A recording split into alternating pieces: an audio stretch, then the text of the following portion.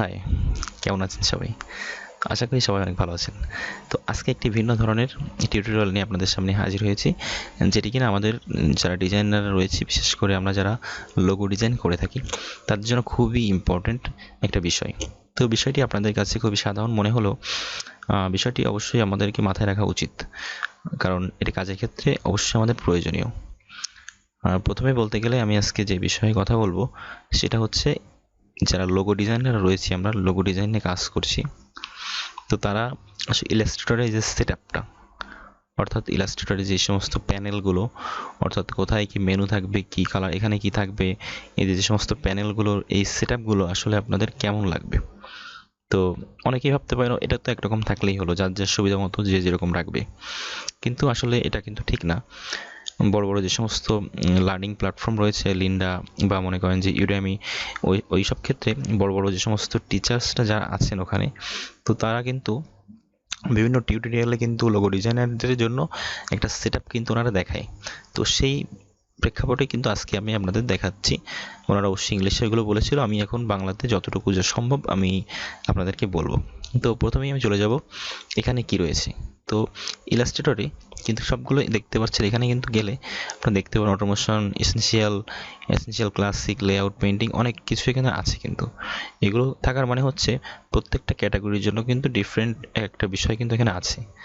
যদি নাই হতো তাহলে কিন্তু যে যার ইচ্ছা মতো একটা কাজ করতো। যেমন আমি সাপোজ এখানে পেইন্টিং আছে, দেখতে পাচ্ছেন পেইন্টিংয়ে থাকার কারণে এখানে ব্রাশের যে সেটিংসগুলো এখানে কিন্তু প্রথমেই আসছে, অর্থাৎ যে জিনিসগুলো করতে গেলে যে টুলসগুলো আপনার প্রয়োজন হবে, তো সেইগুলোই এই সেটিং অনুযায়ী ডিফল্টভাবে কিন্তু এখানে চলে আসে। এখানে যদি আমি এখানে প্রিন্টিং অ্যান্ড প্রুফিং এটা যদি দিই, তাহলে দেখতে পাচ্ছেন কিন্তু এখানে এই যে স্ট্রোক এইগুলো কিন্তু চলে এসছে, অ্যান্ড সোয়াচেস এগুলো এরকম এরকম আসছে। এখন কথা হচ্ছে, আমরা যারা লোগো ডিজাইন করছি তাদের জন্য আসলে সেটআপটা কেমন হবে। তো চলুন তাহলে শুরু করি এবার, সেটআপটা তাদের জন্য কেমন হবে। হ্যাঁ, প্রথমে এখানে চলে যাবেন, এখানে চলে যাও অবশ্যই এই যে দেখতে পাচ্ছেন লেআউট, এটাকে অবশ্যই কিন্তু ক্লিক করতে হবে। হ্যাঁ, লেআউটে ক্লিক করলে এখানে দেখতে পাচ্ছেন যে প্রথমে চলে আসছে অ্যালাইন, তারপরে আসছে পাথ ফাইন্ডার। যদি এখানে পাথ ফাইন্ডার এভাবে না আসে, মনে রাখতে হবে অ্যালাইন পাশে থাকবে পাথ ফাইন্ডার, এটা অবশ্যই কিন্তু থাকতে হবে। এই যে দেখতে পাচ্ছেন এখানে চলে এসেছে।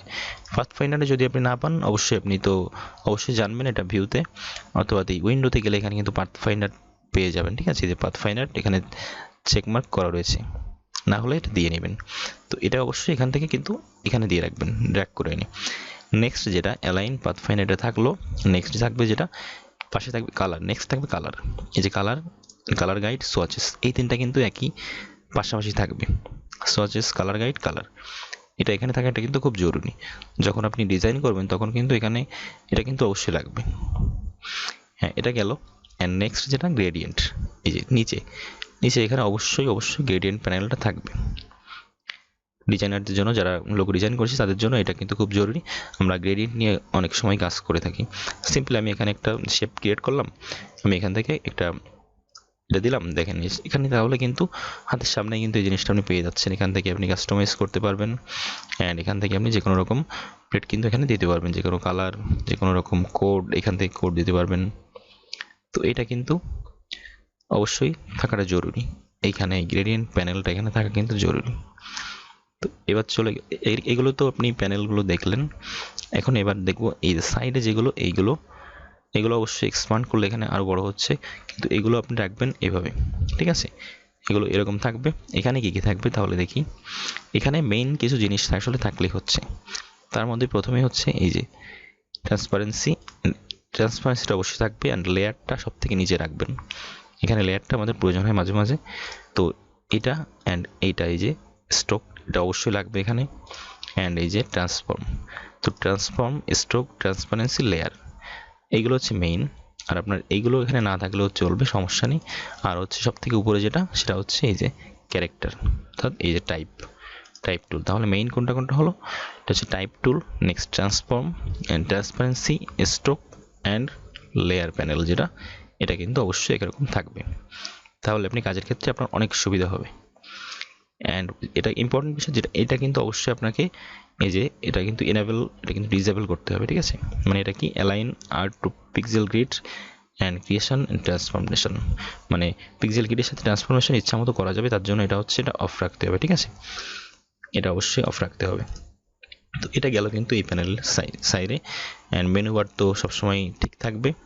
এখানে টুলস প্যানেল, যে টুলগুলো দেখতে পাচ্ছেন, টুলগুলো এখানে তো স্বাভাবিকভাবে আছে, এটা এরকমই থাকবে। অ্যান্ড মেনু তো এটা তো পরিবর্তন হয়নি কোনো কিছুই, তো এটা এরকম থাকবে। এবার এটা তো গেল আপনার সেট আপটা। তাহলে এবার আপনি কাজ করার ক্ষেত্রে আর্টবোর্ড সাইজটা যখন নেবেন তখন আপনি কীভাবে নেবেন, চলুন সেই জিনিসটা এবার দেখি। তখন আপনি কি করবেন, ফাইলে চলে গেলে নিউতে ক্লিক করলাম। এখন লোগো ডিজাইন করার সময় অনেকে কিন্তু অনেক বড় সাইজের র্যান্ডম আর্টবোর্ড নিয়ে থাকেন, যার জন্য কিন্তু কাজ অনেক সময় স্লো হয়ে যায়। আপনার অত কোনো কিছু করার প্রয়োজন নেই, আপনি সিম্পলি আর্টবোর্ডে চলে যাবেন। এখানে দেখতে পাচ্ছেন 1200 পিক্সেল 1200 পিক্সেল, তো এটা স্কোয়ার হাইট ওয়েট সেম দেখে আপনি স্কোয়ার শেপের একটা নর্মালভাবে 1200 1200 দিলে খুব আর্টবোর্ডটা খুব বেশি বড় হবে না। তো এরকম ছোটো সাইজের 1200 1200 এরকম টাইপের আপনি নেবেন। অ্যান্ড এখানে এগুলো আর কিছুই করার দরকার নেই। অ্যান্ড এখানে একটা জিনিস খেয়াল করবেন, আপনি লোগো ডিজাইন করার সময় আপনি কী কালার দিচ্ছেন, এটা কিন্তু অবশ্যই প্রথম অবস্থায় RGB থাকবে, RGB অ্যান্ড 72 ppi এটাই থাকবে। হ্যাঁ, এটা থাকলে কি হবে, আপনার কিন্তু এটা থাকলে দেখেন কি হয়, এটা থাকলে যখন আপনি এই যে গ্রেডিয়েন্ট ব্যবহার করবেন তখন কিন্তু সিম্পলি এখানে এই যে অপশনটা আপনি পেয়ে যাচ্ছেন, ক্লিক করলে এই দেখতে পাচ্ছেন এই অপশানে ডিফল্টভাবে কিন্তু চলে এসেছে, কালার কোড দিয়ে এখানে কিন্তু আপনি কাস্টমাইজ গ্রেডিয়েন্ট তৈরি করতে পারবেন। আর যদি আপনার আপডেটেড ইলাস্ট্রেটর ভার্সন হয় তবে তো আপনি এখানে পিক করে দিতে পারবেন, কোনো সমস্যা নেই। আমার যেহেতু 2018টা ব্যবহার করছি, তো এই অপশানগুলো এখানে নেই। তো তাহলে আপনি কিন্তু RGB এখানে দেখতে পাচ্ছেন, কিন্তু RGB মোডে রয়েছে এটা, ঠিক আছে। তো এটা অবশ্যই কিন্তু কাজ করার সময় RGB মোডে থাকবে, আর স্কোয়ার টাইপের একটা আর্টবোর্ডে কিন্তু এটা থাকবে।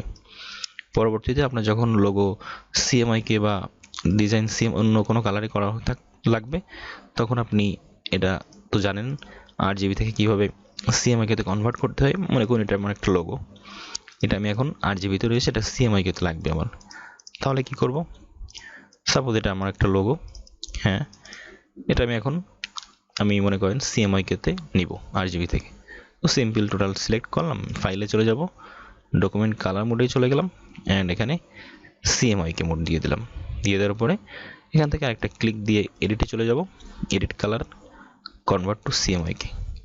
অ্যান্ড CMYK থাকলে তো আমরা সবাই জানি যে 300 ppi থাকবে। তো ইফেক্টে চলে যাব, রাস্টার ইফেক্ট সেটিং, এখানে অবশ্যই 300 দিয়ে রাখবো। ওকে, তাহলে কিন্তু কমপ্লিট। হ্যাঁ, তো এটাই হচ্ছে সাধারণ ইলাস্ট্রেটর সেট আপ, যাদের লোগো ডিজাইন আমরা যারা করে থাকি তাদের জন্য। তো আপনারা আশা করি বুঝতে পেরেছেন। এখন এই ধরনের সেট আপে যদি আপনারা লোগো ডিজাইন করেন, আশা করি অনেক সুবিধা আপনারা পাবেন, কাজ দ্রুত করতে পারবেন এবং অন্যান্য সুবিধা তো আছেই।